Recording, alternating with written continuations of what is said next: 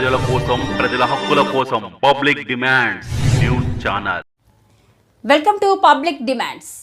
మండల కేంద్రమైన రాయవరంలో mother Teresa 114వ జన్మదిన వేడుకలు మదర్ తెరీసా స్వచ్ఛంద సేవా సంస్థ వారి ఆధ్వర్యంలో ఘనంగా నిర్వహించారు. కార్యక్రమంలో జిల్లా బ్లడ్ డోనర్స్ అధ్యక్షులు వెలగల వెంకటకృష్ణారెడ్డి మాట్లాడుతూ, మదర్ తెరీసా యుగోస్లేవియా దేశంలో పుట్టి ఎదుటివారిలో దేవుని చూస్తూ ఆపదలో ఉన్నవారిని, కష్టాల్లో ఉన్నవారిని ఆదుకుని శాంతి దూతగా పేరొందారని, కుష్ఠరోగుల గాయాలు కడిగి మన భారతదేశం తరపున నోబెల్ పురస్కారం అందుకున్నారని తెలియజేశారు. యువత కూడా చెడు వ్యసనాలకు బానిసలు కాకుండా సేవా గుణాన్ని అలవర్చుకోవాలని పిలుపునిచ్చారు. గంజాయి, నాటుసారా, సిగరెట్లు వాడకం వల్ల యువత జీవితాలతో పాటు మొత్తం కుటుంబం అంతా ఇబ్బందుల పాలు అవుతున్నారని, కాబట్టి వాటిని అరికట్టే చర్యలు తీసుకురావాలని వెలగల ఫణికృష్ణారెడ్డి కోరుకుంటున్నట్లుగా సభాముఖంగా తెలియజేశారు. కార్యక్రమంలో ఏఎస్ఐ వెంకటేశ్వరరావు, సర్పంచ్ చంద్రమల్ల రామకృష్ణ, లంక చందు, మందపల్లి నాగేశ్వరరావు, చంద్రమల్ల యాకోబు, ముమ్మిడివరపు సురేష్ తదితరులు పాల్గొన్నారు. అలాగే ఈరోజు మనకి చీఫ్ గెస్ట్ వచ్చేసిన అంటే ఏఎస్ఐ గారు అంటాం కదండి, మా దృష్టిలో ఆయన ఎస్ఐ, డిఎస్పీ ఫీల్ అవుతుంది. ఎందుకంటే మరి ఆయన ఆహారమే కాదు, ఆయన ఆలోచన విధానం కూడా అంత గొప్పగా ఉంటుంది. నాకు చాలా హ్యాపీగా ఉంటుంది ఈరోజు నాకు. అలాగే మరి వాళ్ళందరికీ తెలిసిన వాళ్ళే, మరి ఏ రోజు డ్యూటీకి వెళ్ళకపోతే ఆ రోజు వాళ్ళకి అమౌంట్ రాదు. మరి అటువంటి పరిస్థితుల్లో ఉన్నవాళ్ళు మరి ఎన్నో సేవా కార్యక్రమాలు, ఇప్పుడు డబ్బులు చేస్తే అది వేరు, డబ్బులు లేకపోయినా కష్టపడి మరి వాళ్ళు సంపాదించిన దాంట్లో కొంత పర్సెంటేజ్ పక్కన పెట్టుకుని మరి ఇన్ని మంచి కార్యక్రమాలు 2008లో చిత్రం ఏంటంటే 2008లోనే నేను యోగాలో ప్రవేశించాను. అదే 2008లో మీరు మదర్ తెరీసా ఈ సేవా సంఘం ప్రారంభించారు.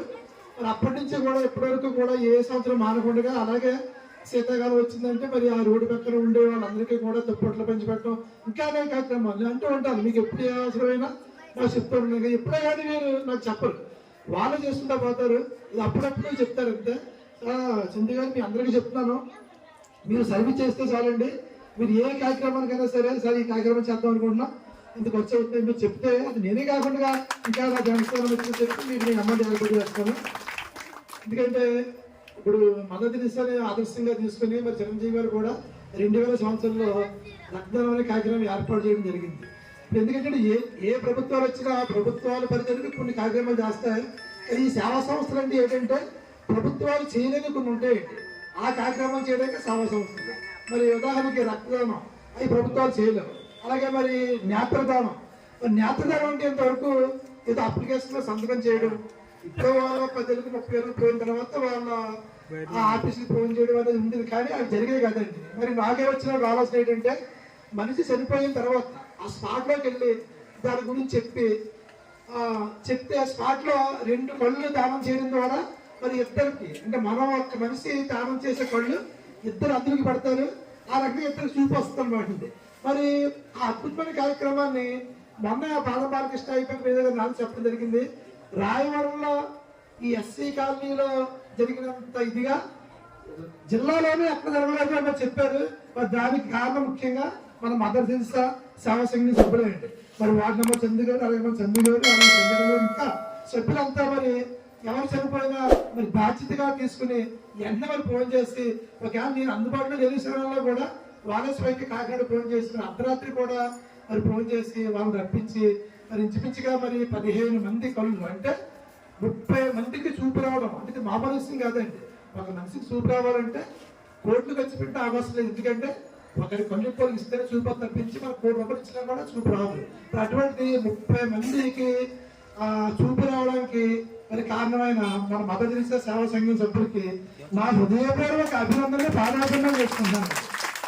గంజాయి అనే దాన్ని తీసుకొచ్చారంటే రావడానికి ఆయన చెప్పినట్టు విలేజెస్ తప్పలేదండి. ఎందుకంటే మందు అనేది మన బాడీని పాడు చేస్తుంది, కానీ గంజాయి అనేది మనతో పాటు పక్క వాళ్ళు, ఎందుకంటే చిన్న పిల్లలు కూడా స్కూల్కి వెళ్ళి పిల్లలు కూడా అది ఏడు తెలియదు పాపాలి అదేం చూద్దామని చెప్పి దాన్ని బ్యాన్స్ అయిపోయి అది ఎంత ప్రమాదం అంటే ఆ గంజాయి అనేది, అంటే నాకు దాని గురించి అవగాహన కొంచెం చెప్పడం జరిగింది.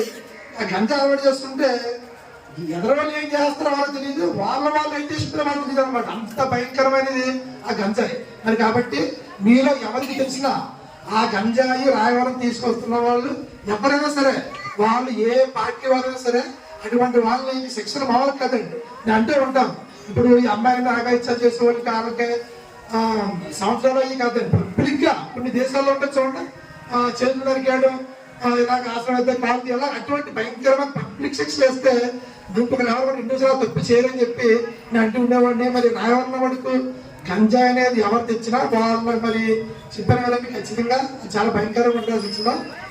మొత్తం మిగతా వాళ్ళంతా భయపడ్డా ఉంటున్నామండి. కాబట్టి ఎవరైనా తప్పు చేస్తుంటే ఈ రోజు నుంచి మీరు ఆ తప్పు చేయకండి. మీకు ఆదాయ మార్గం లేకపోతే చెప్పండి, చేసుకుంటారంటే మీకు నేను హ్యాపీ. ప్రజల కోసం, ప్రజల హక్కుల కోసం పబ్లిక్ డిమాండ్స్ న్యూస్ ఛానల్.